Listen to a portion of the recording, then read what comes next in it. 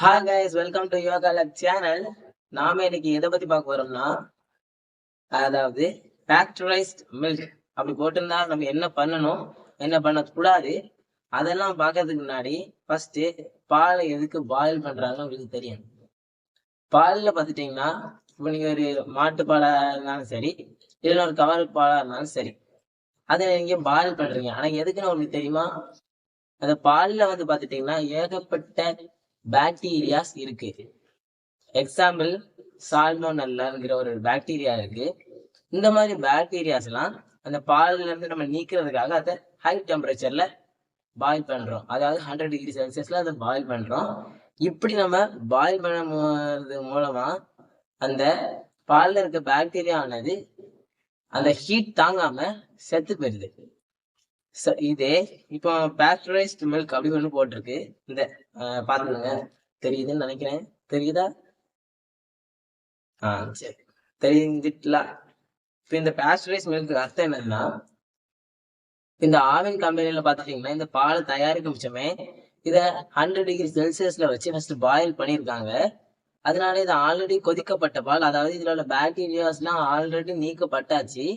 இப்போ இது ஆல்ரெடி ஹெல்த்தியானதுதான். இது நம்ம மேலும் மேலும் நம்ம ஹீட் பண்ண போச்சோம், இதுல இருக்க நியூட்ரியன்ஸ், விட்டமின்ஸ் எல்லாமே நமக்கு கிடைக்காம போயிருது. ஆல்ரெடி இதை ஹீட் பண்ணி பாயில் பண்ண வச்சுமே பாக்டீரியா கூட நியூட்ரியன்ஸ், விட்டமின்ஸ் எல்லாமே போயிடும். திருப்பியும் நம்ம ஹீட் பண்ண வச்சோம், அதுல கிடைக்கிற கொஞ்சம் நெஞ்ச நியூட்ரியன்ஸ் கூட நம்ம கிடைக்காம போயிருது. இதனால இந்த பாஸ்டரைஸ்ட் மில்க் எல்லாம் தயவு செய்து நீங்க இல்ல சப்போஸ் நீங்க பால் வாங்கிருக்கீங்க, இதே பால் வாங்கிருக்குன்னு வச்சுக்கோங்களேன், என்ன பண்ணுவீங்க? உடனே சப்போஸ் நீங்க நைட்டு ஒரு 8 மணிக்கு வாங்கியிருக்கீங்க, நாளை காலையில் டீ போடணும். அப்ப என்ன பண்ணுவீங்க? இதை அப்படியே கொண்டு ஃப்ரிட்ஜில் வைப்பீங்க. கரெக்டா? ஃப்ரிட்ஜில் வைக்க ஆரம்பிச்சோம், இதோட டெம்பரேச்சர் ஆனது அப்படியே -0°C மாறிடுது. அப்படி மாற வச்சோம், இது நார்மலா அந்த ஃப்ரிட்ஜில் உள்ள டெம்பரேச்சருக்கு கன்வெர்ட் ஆயிடுது.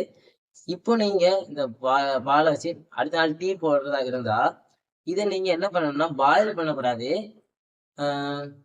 கொஞ்சம் ஓரளவு ஹீட்ல இதை ஹீட் பண்ணும். பாயில் பண்ணக்கூடாது, ஹீட் பண்ணும். பாயில் பண்றதுன்னா இந்த பால் வந்து பொங்கணும்.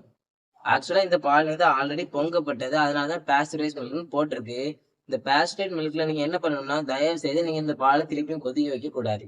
சரியா? அதனால இந்த மாதிரி பால்களை நீங்க யூஸ் பண்றதா இருந்தா தயவு செய்து நீங்க என்ன பண்ணணும்னா, ஒரு 2 நிமிஷம் லைட்டா ஹீட் மட்டும் பண்ணிட்டு நீங்க அதுல டீ போட்டு குடிக்கலாம்.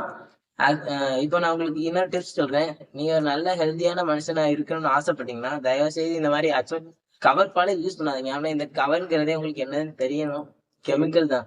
இந்த கெமிக்கல்லாம் உங்க உடம்புக்குள்ள சப்போஸ் இந்த கவர்ல இருக்கிற நுனி இருக்கு பாத்தீங்களா, இந்த நுனியில ஒரு சொட்டு அந்த பால்ல மிக்ஸ் ஆகி கலந்துட்டா கூட அது நம்ம உடலுக்கு மிகப்பெரிய தீங்கு விளைவிக்கிறதுக்கு வாய்ப்பு இருக்கு. அதனால நீங்க பெட்டர் மாட்டுப்பால் வாங்கி கொடுங்க. தேங்க்யூ ஃபார் வாட்சிங் திஸ் வீடியோ. இந்த வீடியோ உங்களுக்கு பிடிச்சிருந்துச்சுன்னா மறக்காம லைக் பண்ணுங்க. தேங்க்யூ.